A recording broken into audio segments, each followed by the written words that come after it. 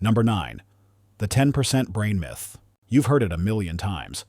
In movies, on TV shows, from that one overly enthusiastic self-help guru who wants to sell you a weekend seminar on unlocking your potential. The myth goes like this. We, the lumbering, inefficient sacks of flesh called humans, only use about 10% of our brain. The other 90% is just sitting there. A vast, dark, untapped reservoir of psychic powers, photographic memory, and the ability to finally understand quantum physics. If we could just flip the switch on that other 90%, we'd all become super geniuses who could bend spoons with our minds and remember where we left our keys. It's a beautiful, inspiring thought. It's also 100% grade A, certified nonsense. This whole idea likely stems from a wild misinterpretation of early 20th century neuroscience, possibly from a psychologist named William James, who once wrote that we only use a small part of our mental and physical resources. That sentiment got twisted and simplified over the decades until it became this neat, tidy, and completely fictional number.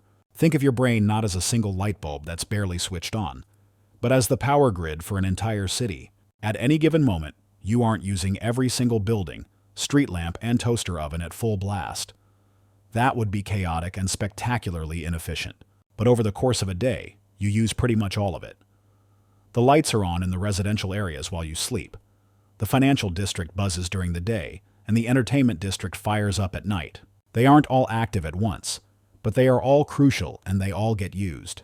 Brain scans like fMRIs and PET scans show this in glorious technicolor.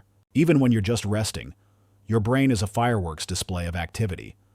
It's regulating your heartbeat, processing sensory information, storing memories, and dreaming up anxieties for you to enjoy at 3 a.m. If you get a tiny bit of brain damage from a stroke or an injury, the consequences are almost always immediate and catastrophic. If we really had 90% of our brain just sitting around like a lazy roommate, a little bit of damage wouldn't be a big deal. We'd just have slightly less spare brain. So, no, you don't have a secret genius brain hiding behind a biological paywall. You're already using the whole thing. The real miracle isn't that you have untapped potential, but that your brain is working its butt off right now, just to process these words without you consciously having to think about it. Basically, you're already a superhero, just a very tired one. Number 8. Left brain, right brain. The great personality divide. Are you a left-brainer, a cold calculating machine of pure logic, spreadsheets, and language? Or are you a right-brainer, a free-spirited, intuitive artist who paints with your emotions and communicates through interpretive dance? It's a cornerstone of pop psychology, fueling 1,000 online quizzes that all tell you you're a special creative soul. This idea is so pervasive that people use it as a shorthand for their entire personality. Here's the thing. It's garbage. Utter, simplistic, marketing-friendly garbage. The theory is that the left hemisphere of your brain is the logical, analytical, and verbal side, while the right hemisphere handles all the fun stuff like creativity, spatial awareness, and emotion. This isn't pulled from thin air exactly. It's a massive exaggeration of a real neurological concept called lateralization. Yes, it's true that certain functions are primarily handled by one hemisphere more than the other. For most right-handed people, major language processing centers, like Broca's and Wernicke's areas, are located in the left hemisphere. The right hemisphere, meanwhile, is a bit of a specialist in things like processing faces and spatial reasoning. But, and this is the part everyone conveniently forgets, the two halves of your brain are not in a rivalry. They are not divorced parents who only communicate through angry text messages. They are in constant, instantaneous communication via a massive superhighway of nerve fibers called the corpus callosum. This bundle of roughly 200 million axons is firing information back and forth so fast that the two hemispheres essentially act as a single unified system. You can't do something creative like painting a picture without your logical left brain helping you plan the composition, understand the names of the colors, and control the fine motor skills needed to hold the brush. You can't solve a math problem without your creative right brain helping you visualize the concepts and understand the spatial relationships between numbers. Thinking you only use one side of your brain for a task is like thinking you only use your left leg to walk. Sure, one might be taking the lead at any given millisecond, but they are working together in a complex, coordinated dance. There's no such thing as a left-brained or right-brained person. There are just people with brains, whole ones. So the next time someone proudly declares they're a right-brained thinker, you can just smile, knowing their entire beautifully integrated brain was required to formulate that wonderfully inaccurate statement. Number 7. Learning styles are real.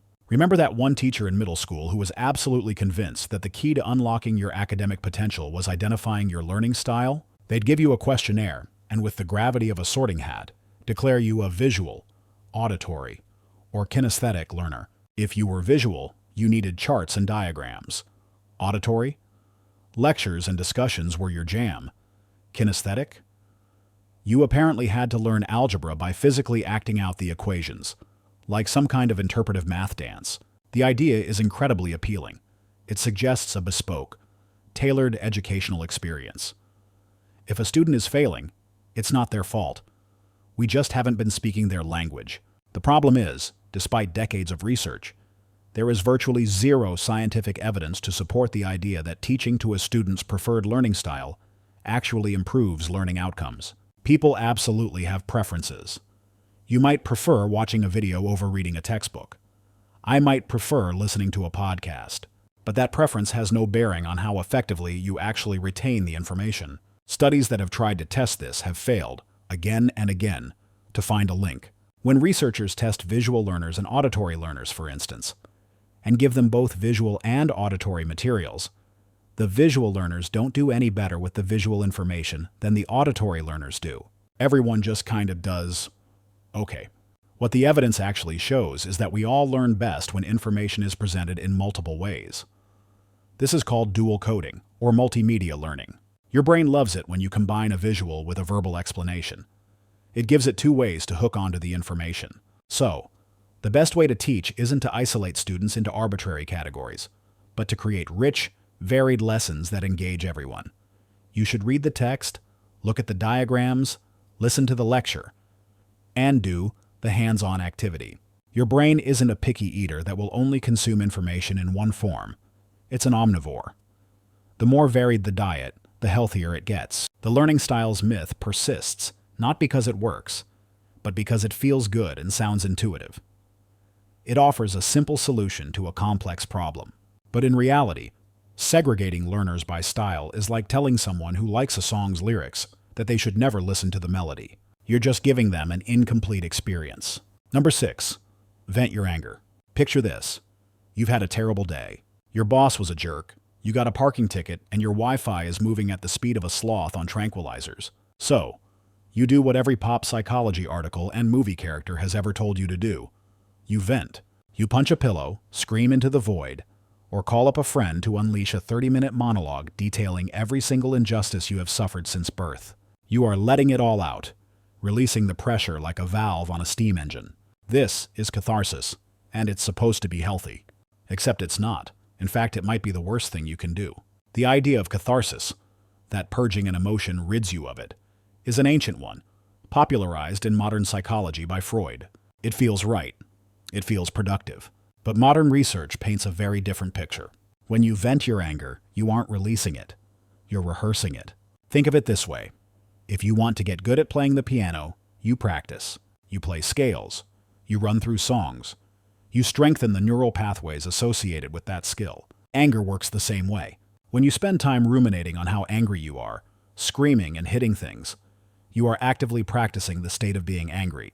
You are telling your brain, this is an important feeling.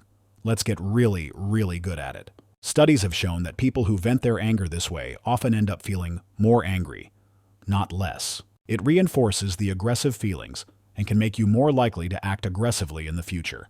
This doesn't mean you should bottle up your emotions and pretend everything is fine. That's not healthy either. The effective alternative isn't venting, it's processing. It's about acknowledging the anger and then engaging in something that actually calms your nervous system down. This could be taking a walk, doing some deep breathing exercises, or, most powerfully, engaging in cognitive reappraisal, which is a fancy way of saying, thinking about the situation differently. Instead of focusing on how wronged you were, you might try to see it from another perspective, or focus on finding a solution. So, the next time you feel the rage boiling, step away from the pillow.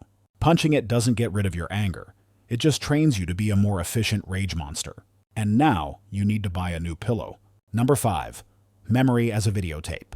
Ask someone about a major historical event they lived through, like the 9/11 attacks or the Challenger disaster. They'll often describe their memory with stunning confidence and clarity. They'll tell you exactly where they were, who they were with, what they were wearing, and how the air smelled. We call these flashbulb memories, and they feel like a perfect, high-definition video recording stored in our brains, ready for instant, flawless playback. Our culture treats memory this way, as a reliable archive of past events. This is a profoundly comforting illusion. The truth is, your memory is not a hard drive. It's not a video camera. It is a deeply flawed, creative, and constantly changing storyteller. Your memory is not a process of retrieval. It is a process of reconstruction. Every single time you recall a memory, you are not playing it back. You are rebuilding it from scratch, using fragments of information stored across different parts of your brain. And here's the terrifying part. Every time you rebuild it, you can change it. The act of remembering is also an act of editing. New information, your current mood, suggestions from others, all of it can get woven into the fabric of the old memory without you even realizing it. You can confidently remember details that never actually happened. Psychologist Elizabeth Loftus has demonstrated this brilliantly with her research on the misinformation effect. In one classic study, she showed participants a video of a car crash. Later, she asked some of them how fast the cars were going when they smashed into each other. She asked others how fast they were going when they hit each other. The group that heard the word smashed not only gave higher speed estimates, but were more likely to falsely remember seeing broken glass a week later. The memory itself was altered by a single word. This is why eyewitness testimony, while powerful in a courtroom, can be dangerously unreliable. It's why two siblings can have wildly different recollections of the same childhood event. They're not lying. Their brains have just reconstructed the past using different bricks. So that flashbulb memory you're so sure about? Studies that tracked people's memories immediately after 9/11, and then again years later, found that the details changed dramatically over time, even though the person's confidence in the memory remained sky-high. Your brain is not a librarian, carefully archiving your life. It's more like a screenwriter, taking the basic plot points of your past and constantly rewriting the script to make a better story for the present. Number 4. The Stanford Prison Experiment. It's one of the most infamous studies in the history of psychology, a chilling parable taught in every intro to psych class. In 1971, psychologist Philip Zimbardo took a group of healthy, psychologically normal college students, randomly assigned them to be either prisoners or guards in a mock prison, and watched what happened. The result was a descent into sadism and psychological abuse, so swift and so brutal that the 2-week experiment had to be shut down after just 6 days. The takeaway that has echoed for half a century is terrifying. We are all just a uniform and a little bit of power away from becoming monsters. Put a good person in a bad situation, and the situation will win. It proves that our inner morality is a thin, fragile veneer, easily stripped away by circumstance. It's a powerful story, but it's a story built on a foundation of scientific quicksand. In recent years, newly unearthed recordings and documents from the experiment have revealed a devastating flaw. Zimbardo and his team were not neutral observers. They were active participants who pushed the guards to be cruel. Zimbardo didn't just watch the abuse unfold, he encouraged it. He held meetings with the guards, telling them they weren't being tough enough, and giving them suggestions on how to psychologically torment the prisoners. This isn't an experiment. This is a director coaching his actors. The guards weren't spontaneously becoming tyrants. Many of them were responding to what psychologists call demand characteristics. They were trying to figure out what the experimenter wanted and then giving it to him. They knew they were part of a study on prison life, and they performed the roles they thought they were supposed to. One of the most notoriously cruel guards later said in an interview that he was consciously trying to be over the top, essentially method acting a character based on a sadistic prison guard from the movie Cool Hand Luke. He thought he was helping the experiment by being a convincing villain. The Stanford prison experiment doesn't prove that our inner darkness is easily unleashed. It proves that people are highly susceptible to pressure from authority figures, and that if you run an experiment with a desired outcome in mind, you can probably manipulate the situation to get it. It's a lesson not about the evil hidden in our hearts, but about the dangers of bad science and the power of a charismatic leader to shape behavior. We're not all secret sadists. We're just really, really eager to please the guy in the lab coat. Number 3. Opposites attract. It's the engine that drives 90% of romantic comedies. The chaotic, free-spirited artist meets the buttoned-up, obsessively organized lawyer. The cynical, world-weary detective falls for the bubbly, optimistic schoolteacher. The narrative is baked into our culture. Opposites attract. Their differences create a magnetic, irresistible spark, and they complete each other, filling in the gaps in each other's personalities. It makes for a great movie plot. For a real, lasting relationship, not so much. While there might be a certain thrill in dating someone wildly different from you, the overwhelming body of sociological and psychological research points in the exact opposite direction. The real rule of attraction isn't opposites attract. It's birds of a feather flock together. The principle is called homophily, which is the tendency for individuals to associate with similar others. When it comes to long-term relationships, similarity is one of the strongest predictors of success and satisfaction.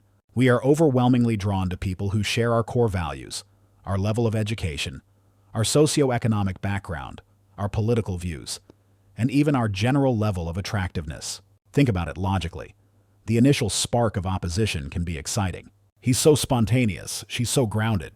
But what happens when that spontaneity means he constantly drains your joint bank account on a whim, and her groundedness means she refuses to ever leave the house? Day-to-day life is built on a foundation of shared understanding. It's easier to build a life with someone when you fundamentally agree on the big questions: how to spend money, how to raise children, what you find funny, and whether pineapple belongs on pizza. Constant conflict over core beliefs isn't exciting. It's exhausting. Of course, this doesn't mean you have to be clones of each other. Complementary traits can be beneficial. For instance, if one person is a bit more outgoing and helps the other be more social. But these are usually minor personality traits, not fundamental clashes in values or life goals. The opposites attract myth is a romantic fantasy. It's the idea that love can conquer all, even profound incompatibility. In reality, opposites might attract for a fascinating, dramatic, and ultimately short-lived fling. But it's the similarities that will help you happily and silently agree on what to watch on Netflix for the next 40 years. Number 2. The Mozart Effect. In the 1990s, a panic of parental ambition swept the nation. Expectant parents began strapping bulky headphones to their bellies, blasting classical music at their unborn children. Daycares put Mozart on a continuous loop. The governor of Georgia even budgeted state funds to send a classical music CD home with every single newborn. The reason for all this was a phenomenon called the Mozart Effect. The incredible idea that simply listening to the music of Wolfgang Amadeus Mozart could make you, and especially your baby, smarter. The promise was intoxicating. A simple, passive way to boost intelligence. A shortcut to genius. All you had to do was press play. The problem is, the Mozart Effect is one of the most spectacular misinterpretations of scientific research in modern history. The whole craze started with a single tiny study published in Nature in 1993. Researchers had 36 college students listen to 10 minutes of a Mozart sonata, a relaxation tape, or silence. Then they gave them a test of spatial temporal reasoning. Basically, a paper folding and cutting task. The students who listened to Mozart showed a temporary improvement in their scores, equivalent to about 8 or 9 IQ points. That's it. It wasn't a boost in general intelligence. It wasn't permanent. And most importantly, it had absolutely nothing to do with babies. The media, however, ran with it. Mozart makes you smarter. The headlines screamed, and the nuance was lost forever. Subsequent research that tried to replicate the effect found that it was real, but it had nothing to do with Mozart specifically. The boost in performance was likely due to something called enjoyment arousal. Listening to any complex, engaging piece of music, or even listening to an exciting passage from a Stephen King novel, as one study found, can temporarily perk up your brain and improve your focus for a short period. The effect is small, short-lived, and you could probably get the same result from a cup of coffee. There's no evidence whatsoever that listening to Mozart as a baby has any long-term impact on intelligence. It doesn't hurt, of course. Exposing a child to music is wonderful, but the idea that it's a secret brain-building tool is pure fantasy.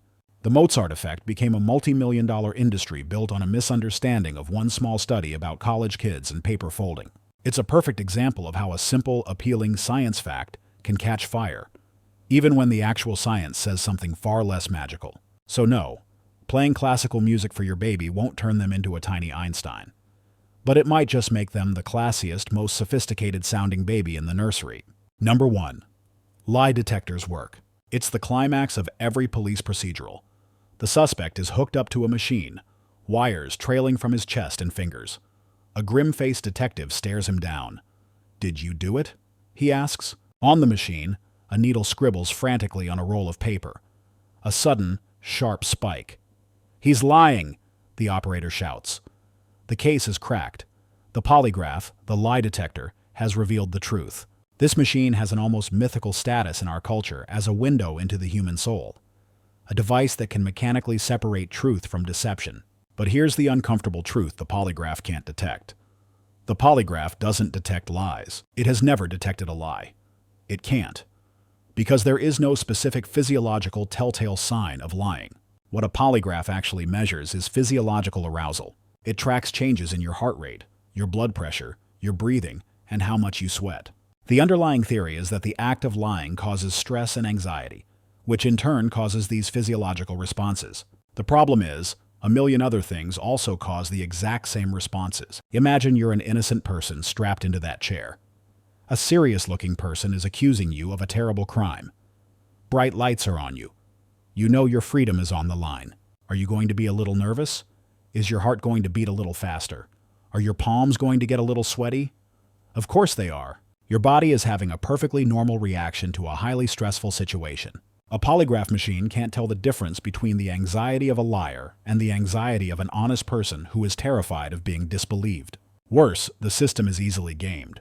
A trained spy or a sociopath who feels no guilt or anxiety when lying can often pass with flying colors. Their body simply doesn't produce the telltale signs of arousal. Conversely, you can learn countermeasures, like biting your tongue or clenching your toes during the control questions, to manipulate your baseline reading and throw the whole test off. Because of this profound unreliability, polygraph results are inadmissible as evidence in most courtrooms in the United States. The polygraph's real power isn't scientific, it's psychological. It's a prop. It's a tool of intimidation designed to make people think their lies will be found out, scaring them into a confession. So no, it's not a lie detector. It's a being strapped to a scary machine while a cop accuses you of a felony detector. And at that, it's remarkably accurate. That's all for today. I'll be making similar videos in the future. Subscribe to see them.